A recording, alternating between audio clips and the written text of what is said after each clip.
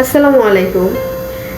আমি দেখতাম আমার আম্মু এভাবে মুরগিটা রান্না করতো, অনেক মজা লাগতো, গ্রানটাও অনেক দূর পর্যন্ত চলে যেত।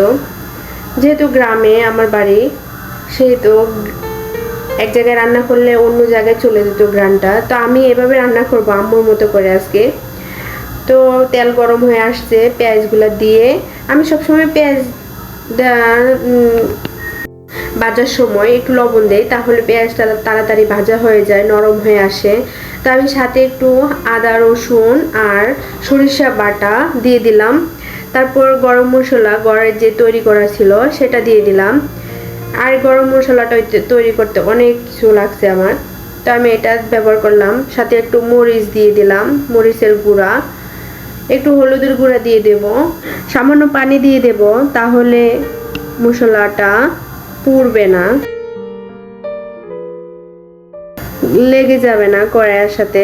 পানিটা ফুটে আসলে আমি মুরগি আর আলু একসাথে ভেজে রেখেছিলাম তেলে। আমরা মাছ যেভাবে ভাজি সেভাবে মুরগি আর আলু ভেজে রেখেছিলাম। তো আমি এগুলো মিক্স করে নিলাম, নিয়ে আমি 10 মিনিটের মতো মিডিয়াম আঁচে রান্না করব। ঢাকনা দিয়ে দিলাম। তারপর আলুগুলা সিদ্ধ হয়ে আসছে, মুরগিটাও নরম হয়ে আসছে। তারপর ভালো করে নেড়েচেড়ে দেওয়ার পর আমি পানি দিয়ে দিলাম পরিমাণ মতো।